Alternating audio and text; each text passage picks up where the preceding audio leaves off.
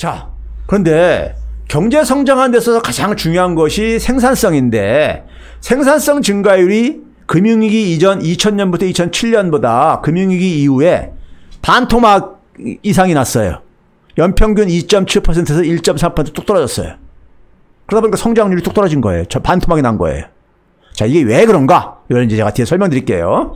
자, 기업의 투자율이 과거 2001년도 닷컴 버블이 꺼졌을 때 그 수준을 아직 회복 못하고 있어요. 미국의 기업 투자율이. 미국 경제가 굉장히 좋다 그러는데 기업들이 그러니까 투자하는 정도가 아직 회복이 안 되고 있다 이거예요. 자, 이 미국의 이런 얘기를 하니까는 옛날 얘기 하니까 좀 지루하죠. 자, 몇 가지만 더 하고 어쨌든 간에 옛날 얘기 끝낼 테니까요. 자, 미국의 법인세가요. 과거 이제 대공황이 터지기 전에 한 11%였었습니다. 법인세율이요. 그러다가 이제 대공황 터지고 나서 뉴딜이 개혁을 하면서 40%까지 쫙 끌어올렸다가요. 50년대, 60년대는 한 50%에서 52% 정도 됐었어요. 그러다가 트럼프가 얼마까지 내렸느냐? 21%까지 내렸어요. 법인세 내리면서 항상 하는 얘기 뭡니까? 이명박 때 얘기한 거 많이 아시죠? 기업의 법인세를 내려주게 되면은 기업들의 투자가 증가하고 기업이 투자가 증가하면 고용이 증가하고 고용이 증가하면 가게도 그러니까는 부유해진다. 소위 말해서 낙수 효과요. 낙수물 효과요. 예? 그걸 기대하면서 되게 법인세들 인하해 주잖아요. 근데 트럼프가 법인세 인하를 해가지고요. 기업 투자 거의 영향을 안 미쳤어요. 거의 영향을 안 미쳤어요. 예? 자, 이거 결국 뭐냐? 그러면 기업들만 배부르게 해주는 거죠. 세금을 덜 걷으니까요. 자, 미국 기업들이 지금 어떤 짓까지 하는지 아세요? 일본 중앙은행인 일본은행이 돈 찍어가지고 주식을 사들인다 했잖아요. 여기 이제 바이백이라는 용어가 나오죠. 바이백은 뭐냐면은 주식시장에서 많이 쓰는 용어인데요. 스탁 바이백이라고 많이 쓰죠. 스탁 바이백. 이게 뭐냐, 바이백이라는 것은 바이, 사다는 뜻이고, 백은 뭐냐면 다시란 뜻이 있잖아요. 다시요. 다시 사들인다 이거예요. 뭘요? 기업이 자기 기업의 주식을 사들이는 거예요. 삼성전자가 그러니까 삼성전자 주식을 사들이는 거예요. 예? 사들이는 거예요. 왜 사들이냐? 사들이게 되면 어떻게 되겠습니까? 주가가 올라갈 게 아니겠습니까? 그렇죠? 주가가 올라가면 누가 재미를 봐요? 주주가 재미 보잖아요. 주주가. 그렇죠? 주가 올라가면 주주들이 그만큼 이득을 보는 거잖아요. 근데 이 주식을 사기 위해서 기업들이 주식을 사기 위해서 뭔 짓을 하느냐? 은행에서 대출 받아가지고 사요. 우리가 경제학 교과서에는 기업이 은행에서 대출 받는 이유는 투자를 할 목적으로 되게 하는 걸로 돼 있어요. 근데 은행에서 대출을 받아가지고 주식을 사요. 왜 이런 짓을 하냐? 자, 기업이 은행에서 대출 받게 되면 뭐가 나갑니까? 이자 비용이 나가죠. 이자 비용이요. 그렇죠? 그 다음에 주식을 사들이면 어떻게 되면 주가가 올라가죠. 주가가 올라가게 되면 기업의 주주들은 이득이 증가하는 거잖아요. 그 이득 증가가 이자 비용 증가보다 더 크다 이거예요. 왜? 금리가 거의 바닥까지 내려가 있기 때문에. 금리를 낮춰줬더니만은 낮춘 건 왜 나타났느냐? 기업들한테 투자를 하라고 낮춰줬어요. 근데 투자는 안 하고 그 돈 빌려가지고, 예? 저금리로 빌려가지고 주식을 매입을 하는데 이거를 사용을 하고 앉아있다 이거예요. 예? 그래서 주가 올려가지고 주주들이 그러니까 신나게 그 혜택을 보기 위해서요. 이거는 정상적인 경제가 아니죠. 그렇죠? 그러면 중앙은행에서 금리 내릴 이유가 없는 거예요. 그렇다면요. 예? 그 중앙은행이 금리를 내리는 이유는 경제학 책에서 가장 중요한 이유가 뭐냐? 경기 부양이에요. 시중에 돈을 많이 풀어가지고 기업이 투자를 하게 하고 가게가 소비를 늘리게 하겠다 이거예요. 그런데 돈을 빌려가지고 주가나 끌어올리는 데다 쓰고 앉아있으니까는 일본 중앙은행은 지가 직접 매입을 하는 반면에 미국 중앙은행은 돈을 풀어가지고 기업들로 하여금 그걸로 주식을 사게 만들고 앉아있다 이거예요. 그러니까 거기서 50보 100보죠. 예? 이렇게 지금 미국 기업이 건강하지가 않습니다. 미국 기업이 건강하지가 않아요. 예? 자, 그래서 이 자사주 매입이 2009년 이후에 주가 지수를 능가하잖아요. 빨간 선이 S&P 500 지수예요. 예? 까만 선이 뭐냐면 바이백 규모예요. 예? 바이백 증가율이요. 예? 이거 가지고 그러니까 S&P 500 주가 지수 끌어올린 거예요. 예? 상당 부분을요. 이 돈은 어디서 나온 겁니까? 중앙은행이 싸게 돈 빌려준 돈을 가지고 이자한 거예요. 예? 자, 그래서 병들었다 이겁니다.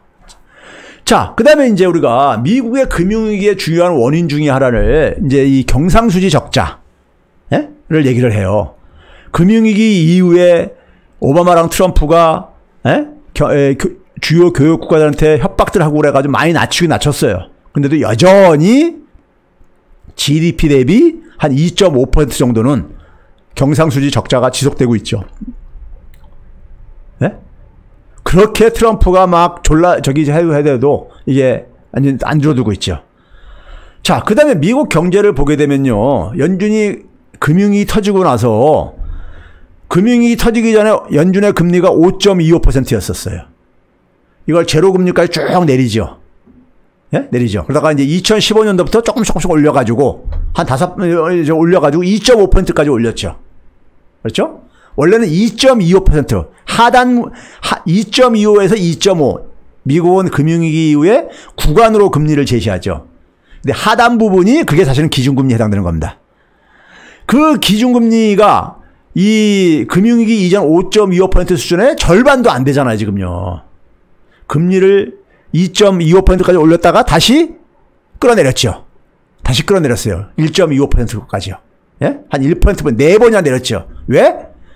쫙 올리니까는 금리 올리면 어떻게 됩니까? 기업들이 돈 빌려간 이자 비용이 부담이 증가하는 거잖아요. 기업들이 죽는다고 아우성 친 거예요. 그래서 다시 내리기 시작한 거예요.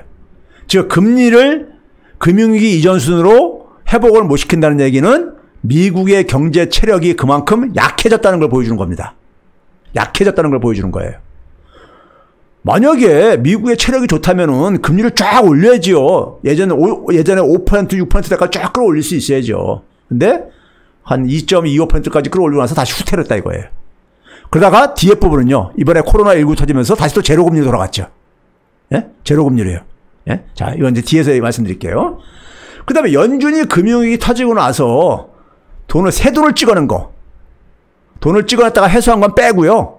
새 돈 최종적으로 찍은 것만 하더라도 이 금융위기 이전에 한 9천억, 7,446억, 아니죠. 한 9천억 달러 있다가 한 4조 한 5천억 달러까지 한 3조 6천억 달러 이상을 다 더 발행을 했습니다. 그렇다가 이것도 이제 그러니까는 회수한다고 하다가 한 7,400억 달러 회수를 했다가 다시 그러니까는 지난해 연말부터 다시 그러니까 돈을 또 찍어내고 앉아있죠. 돈을 찍어서 풀어낸 것을 회수를 못하고 있는 거예요.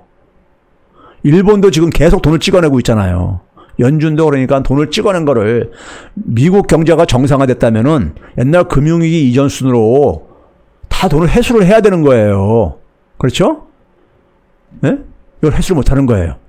돈을 풀어가지고 경제를 유지한다는 얘기는 결국 뭐냐면요. 우리가 환자한테 진통제를 놔가지고 경제를 유지하는 거예요. 체력이 약해져가지고요. 예? 그렇죠? 자, 이런 상태인데, 이제 코로나19 사태. 이 상태가 코로나19가 터지기 이전 상태예요. 미국 경제의 모습이었었어요. 체력이 그래서 굉장히 저질이 됐었다 하는 얘기예요. 자, 코로나19는 뭘 의미하냐면요. 자, 제가 이제 새로운 처음이라는 말 씁니다. 처음 겪는 일이다 이거예요. 처음 겪는 일. 그런데 우리가 대응하는 건 뭐냐? 과거에 익숙했던 어떤 방식으로 대응을 하고 있다 이거예요. 오래된 익숙함으로 대응을 하고 있다 이거예요. 그러니까 새로운 것을 과거 낡은 걸로 대응을 하니까 이게 제대로 이게 해결될 리가 없죠. 그렇죠? 자, 구체적으로 볼까요? 자, 이번에 코로나19 사태로 여러분들 잘 알다시피 7월 1일 날 엊그저께 기준으로요. 코로나19로 사망자가 전 세계 사망자의 그러니까 한 25%가 넘습니다. 미국인 사망자가요. 근데 그 규모가 13만 1,500명 됩니다. 이 13만 1,500명이라는 것은 한국전쟁부터 미국이 해외 나가서 전쟁을 하면서 미국 사람이 죽은 인원수 그게 총 10만 1,800명이에요. 그거를 초과하는 규모입니다. 예? 그러니까 한국 전쟁부터 그러니까 베트남 전쟁, 무슨 아프가니스탄 침공, 이라크 침공 해가지고 미군들 많이 죽었잖아요. 그 죽은 인원수를 합한 것보다 더 많이 죽었다 이거예요. 코로나19로요. 국민의 생명을 지켜주는 게 국가잖아요. 근데 13만, 지금 이것도 진행형이란 말이에요. 진행형. 최근에 그러니까는 막 확진자가 55만 명 이상씩 하루에 막 나오고 있잖아요. 그렇죠? 자, 이게 그거죠. 이 미국의 확진자 추이입니다. 추인데 4월 달에 그러니까는 4월 초에 그러니까 정점을 찍고선 좀 완화되니까는 경제활동 재개를 했죠. 5월 달에. 하다 보니까 경제활동 재개하니까 다시 급증을 하고 앉아있죠.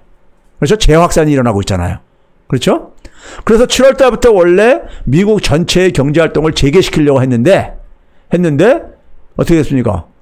예? 6월 24일부터 그러니까 확진자가 그러니까는 기록적인 기록을 계속해서 나오면서 물거품이 돼버렸죠. 그렇죠? 트럼프의 이 구상은 경제활동을 전면적으로 재개하려는 게 물거품이 돼버렸죠. 자, 이 코로나19가 이게 미국 경제, 미국 사회에 어떤 의미를 던지느냐. 여러 가지 의미를 던집니다. 새로운 처음 현상이에요. 그러니까 코로나19 같은 그러니까 우리가 감염병은 인류 세계가 처음 겪는 현상이라 이겁니다. 그래서 새로운 처음이라고 제가 이제 규정을 하는 것이고요. 그런데 우리가 미국이 선진국가, 선진국가 중에서 선진국가는 주로 뭐냐면 시스템에 의해서 돌아가는 나라잖아요. 근데 미국의 시스템은 뭐냐면은 우리가 현대 문명, 소위 산업 문명의 그 시스템이란 말이에요. 가장 선진적인 시스템을 가지고 있는 미국이 그러니까는 그 시스템이 코로나19를 제대로 대응을 못하고 있는 거잖아요. 왜 그러냐? 미국의 시스템은 뭡니까? 과거의 경험을 가지고 만든 거예요. 일종의 일본을 우리가 매뉴얼 사회라고 얘기하듯이 매뉴얼인 거죠. 과거의 경험을 가지고 만든 거잖아요. 자, 이게 무슨 얘기냐면요. 자, 우리가 의료 시스템을 구축할 때, 자, 우리가 병상을 어느 정도 갖추고 있어야 되느냐. 예? 우리가 그래서 코로나19 같은 이런 이제 그러니까 감염병에 걸린 사람들을 치료할 수 있는 병상을 그러니까 어느 정도 확보를 해야 되느냐. 뭐 이런 걸 이제 우리가 좀 이제 우리가 정책적으로 고려를 해야 될 게 아닙니까? 그렇죠? 그럴 때 되게 뭘 가지고 여러분들 그걸 이 병상의 규모를 확보하는 기준을 만들까요? 과거의 경험입니다. 병상을 그러니까 무한대로 많이 만들면 좋지요. 근데 문제는 뭐냐면 비용이 많이 발생하잖아요. 사용도 안 하는 병상을 만들어 놓으면은 그만큼 비용이 나가는 거잖아요. 그렇죠? 그래서 적정 병상을 준비를 하는 거죠. 근데 그 적정 병상의 규모는 어디서 비롯되어지는 겁니까? 과거 경험에 근거를 해가지고 되게 이 정도면은 병상이 한 10만 개 정도 확보하면 되겠다. 뭐 이런 식의 이제 그러니까 준비를 하는 거죠. 그렇죠?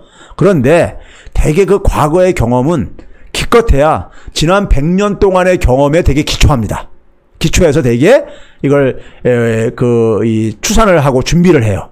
그런데 코로나19는 지난 100년간 겪어보지 못했었던 대유행병인 거예요. 그러니까는 지난 100년의 경험을 가지고 만든 의료 시스템이 작동 안 할 수밖에요. 작동이 안 될 수밖에 없죠. 그렇죠? 그렇죠. 미국의 의료 체계의 범위를 벗어난 대유행병인 거예요. 그래서 새로운 처음이라고 얘기를 한 겁니다. 그러면은 앞으로 우리가 미국 의료 체계를 바꾼다고 할 때 그러면 코로나19를 보니까는 더 병상이 필요해. 그럼 병상을 더 많이 만들어 준비를 한다는 얘기잖아요. 10만 개 있던 거를 만약에 20만 개로 늘린다고 한번 해보세요. 근데 평상시에는 그렇게 많은 병상이 필요치 않을 게 아닙니까? 예? 대유행병이 이게 퍼지기 이제 없을 때는요. 그럼 그만큼 비용이 놀고 있는 병상이 많다는 얘기니까요. 예? 놀고 있는 병상이 그건 굉장히 비효율적인 겁니다. 비효율적인 거죠. 그래서 현대 문명 방식에 기초한 의료 체계로는 이 문제 해결할 수가 없어요. 코로나19 같은 경우는요. 미국 시스템 속에서는요. 어떻게 해결한다고 했습니까? 코로나19 사태 해결하려면요. 코로나19는 왜 발생한 거예요? 코로나19는 뭐라 했었습니까? 인수공통 감염병이라고 했었어요. 사람과 동물이 같이 감염되는 병이라고 했었어요. 이건 왜 생긴 거라고요? 인간이 동물의 영역을 파괴시켜가지고 생긴 거라고. 자연을 파괴해서 생긴 거라 했었어요. 그렇죠? 그러면 인간이 이 자연환경을 왜 파괴돼? 인간이 개발을 하고 동물들이 살 서식지를 빼앗음으로써 파괴된다든가 아니면 기후변화로 파괴가 된다든가 이게 생기는 거란 말이에요. 즉 무슨 얘기냐면 인간이 자연과 공생을 하든지 아니면 기후위기를 해결하든지 이래야지만 이거 해결될 수 있는 거예요. 코로나19는요. 코로나19는 그래야지만 해결될 수 있는 겁니다. 우리가 그린 뉴딜 얘기하잖아요. 그린 뉴딜. 그린 뉴딜도 기술만 가지고 게 아니라 사람들의 삶의 방식이 자연과 공존, 공생할 수 있는 그런 삶의 사고방식, 사고와 행동이 바뀌는 것까지 포함되고 있는 겁니다. 그린 뉴딜에는요. 예? 그래야지만이 사실 그린 뉴딜은 뭐예요? 예? 이 녹색을, 예? 생태를, 환경을 우리가 중요시하게 되는 거 아니에요? 즉 자연과의 공존, 자연과의 공생을 그러니까 우리가 간다는 얘기 아닙니까? 그렇죠? 그런 점에서 미국의 현대 문명 시스템 가지고는 코로나19는 해결할 수 없습니다. 단언코 해결할 수 없어요. 그래서 이게 큰 문제라 이겁니다.